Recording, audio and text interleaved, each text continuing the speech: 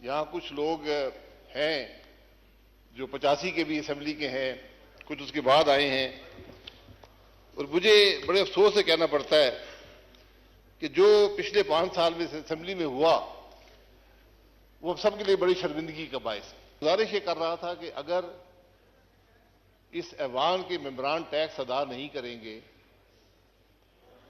तो फिर हम दूसरों पर टैक्स कैसे लगाएंगे? कि अपने अमल से यही लीडरशिप होती है। लीडरशिप ये नहीं है कि मैं टैक्स अदा ना करूं, दूसरों पर टैक्स लगा दूं। मोहतरम शाहिद खाकान अब्बासी साहब, जनाब वाला।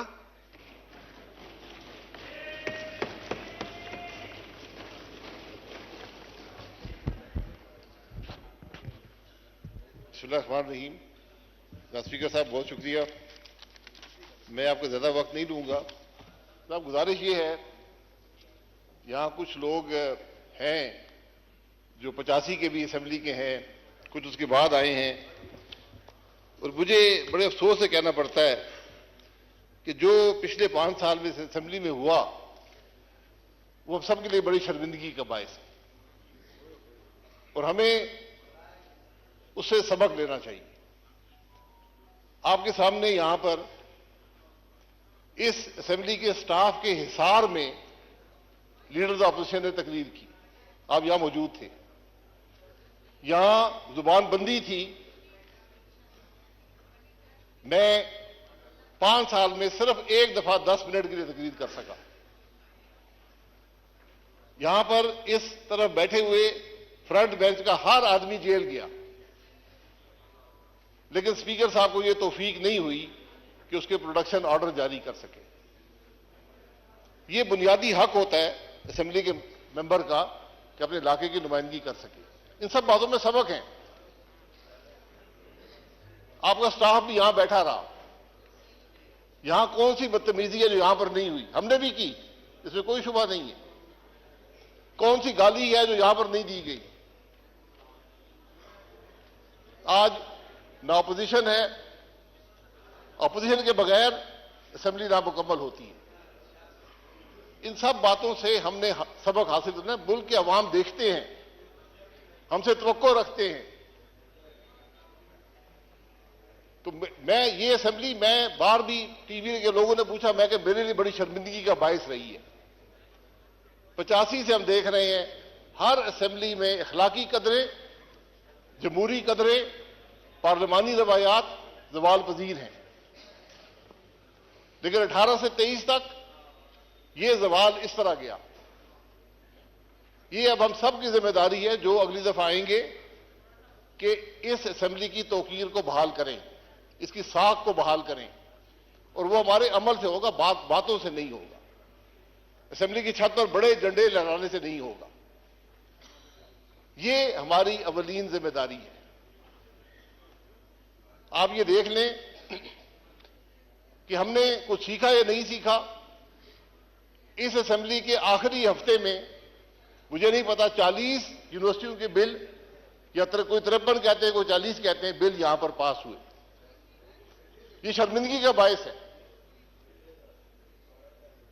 हमें सोचना चाहिए कि लोग क्या सोचते होंगे, हम क्या जवाब देंगे। आज इल्जाम लगते हैं इस असेंबली के मेंबरान पर। स्पीकर साहब, आपने इस असेंबली की साख का तहफ्फुज करना है अपने अमल से। आपको रोकना चाहिए था इन बातों को।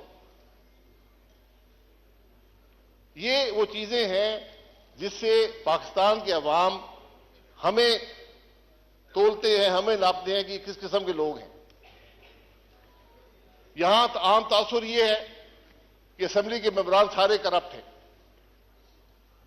लोग हमें अच्छी निगाह से नहीं देखते और हम अपने अमल से साबित करते हैं कि उनकी बात दुरुस्त है। असेंबली के मेंबर की तनख्वाह क्या है, ये आपने कभी बताया किसी को? क्यों सेक्रेटरी साहब, क्या 60,000 रुपया, क्या कितनी तनख्वाह है? वो अलाउंसेस डाल के है ना, तनख्वाह क्या है? आप देख रहे तनख्वाह उससे कम है। मुझे भी तनख्वाह मिलती है, मैं जानता हूं। लोग ये समझते हैं कि ये अरबों रुपया ये लूट कर ले गए। ये वो चीजें हैं जो हमें लोगों को बतानी पड़ती हैं। क्या इस असेंबली का मेंबर अपने गाड़ी के खर्चा भी पूरा कर सकता है उस तनख्वाह से? ये सब बैठे हुए हैं। पाकिस्तान की हर असेंबली में तनख्वाह बढ़ाने की बात नहीं कर रहा, मैं एक हकीकत की बात कर रहा हूं। इसलिए असेंबली जब भी आए, आप मौजूद होंगे यहां पर, उनको अल्लाह करे आप भी स्पीकर रहें, उनको सबक दें कि इस असेंबली की बेतौकीदी ना हो, असेंबली का तौकीर जो है वो बहाल रहे। मैं पिछले स्पीकर साहब का नाम नहीं लेना चाहता, लेकिन जितना नुकसान उन्होंने इस हाउस को दिया है तारीख में किसी नहीं दी। ये बदकिस्मती है। अगर आप पे हुकूमत का दबाव हो, कुर्सी छोड़ दें। मैं उनको कहा भी, यहां खड़े होकर कहा, मैं अगर आप पर यह दबाव है कि आप बोलने ना दें अपोजिशन के मेंबरान को, तो ये कुर्सी छोड़ दें। इसमें आपकी भी इज्जत होगी, हाउस की भी इज्जत होगी। ये वो सबक है जो हमने हासिल करने हैं। मैं स्पीकर साहब ये कहूंगा, ये ऐवान जो है, ये वाहिद इदारा है मुल्क का जो अवाम पर टैक्स लगाता है। जो बोझ अवाम पर महंगाई का पड़ता है, इस इदारे से आता है। हुकूमत यहां पर बिल लेकर आती है, लेकिन यह इदारा मंजूर ना करे तो महंगाई नहीं होती। मेरा सवाल यह है कि इस मुल्क के अवाम पर टैक्स लगाने वाले खुद टैक्स देते हैं या नहीं देते? यह सवाल होना चाहिए। मैंने 13 साल नैब की अदालतों में गुजारे हैं। आज भी नैब की अदालत से होकर आया हूं। मुझसे नैब ने हर सवाल दुनिया का किया है, एक सवाल नहीं किया कि तुम टैक्स देते हो या नहीं देते हो। करप्शन का मेयार टैक्स की अदायगी या ना अदायगी में है। अगर मैं यहां से निकलूं, करोड़ों की गाड़ी में बैठूं, लाखों के बिजली के बिल हों, लाखों के गैस के बिल हों, 10-10 मुसल्ला मेरे साथ मुलाजिम हो और मैं टैक्स अदा ना करूं, तो उनके खर्चे का पैसा। जनाब शुक्रिया, मैं बस 2-3 मिनट और लूंगा। मैं जनाब गुजारिश ये कर रहा था कि अगर इस ऐवान के मेंबरान टैक्स अदा नहीं करेंगे तो फिर हम दूसरों पर टैक्स कैसे लगाएंगे? ये बड़ा बुनियादी सवाल है। जब तक आप इस सवाल का जवाब नहीं देंगे, ये मुल्क आगे नहीं चलेगा। आज पाकिस्तान की वफाकी हुकूमत की जो कुल आमदन उसके पास रह जाती है, वो सूद भी अदा नहीं कर सकती। ये असेंबली भी 24% पर कर्जा लेकर चलती है। दिफा भी 24% कर्जे पर चलता है। डेवलपमेंट भी 24% कर्जे पर होती है। हुकूमत भी 24% कर्जा लेकर चलती है। ये कितनी देर चलेगी? तो हमें जरा इन बातों को पर सोचने की जरूरत है। हमसे इलेक्शन कमीशन एक गोशवारा लेता है, आप भी भरते हैं, मैं भी भरता हूं। उसमें यह नहीं लिखा हुआ टैक्स कितना अदा करते हो। वाहिद पाकिस्तान में तबका है पार्लियामान के मेंबरान जिनके टैक्स के गोशवारे पब्लिक नॉलेज में होते हैं।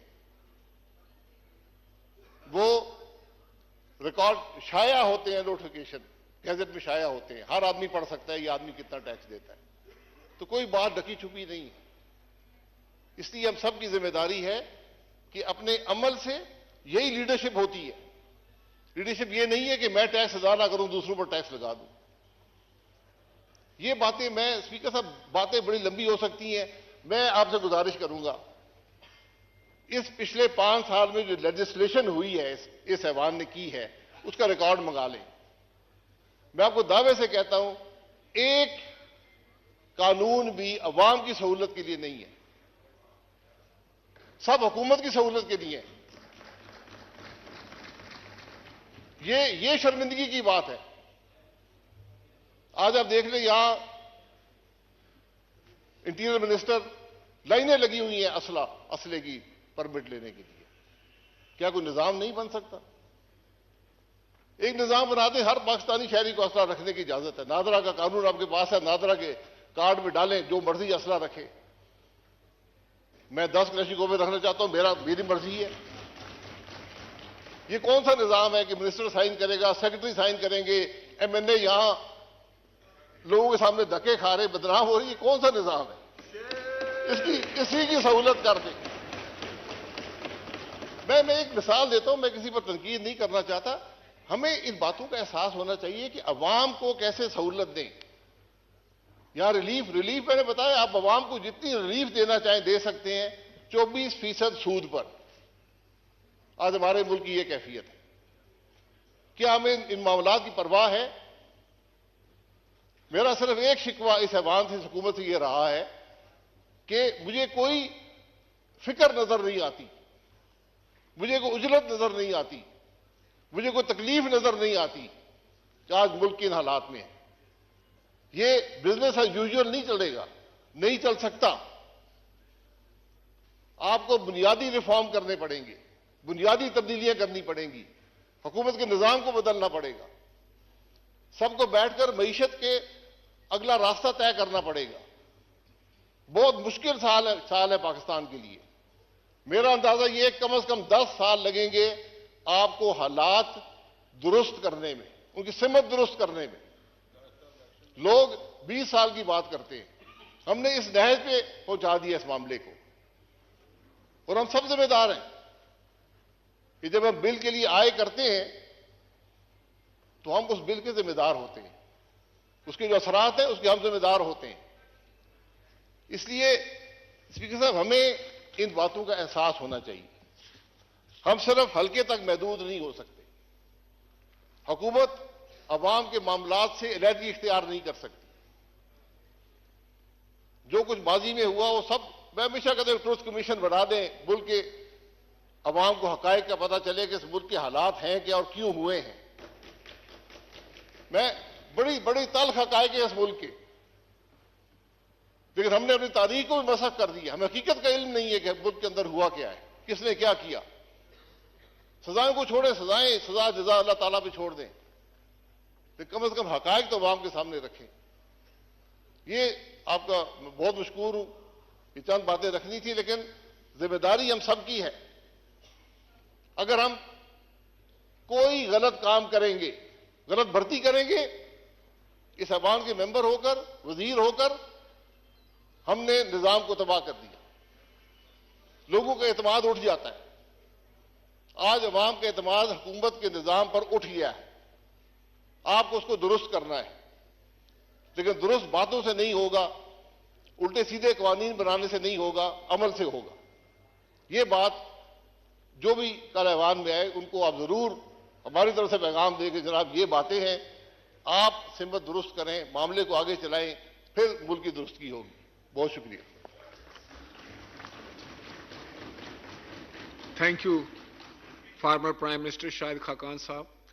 जनाब सैयद खुर्शीद अहमद शाह साहब।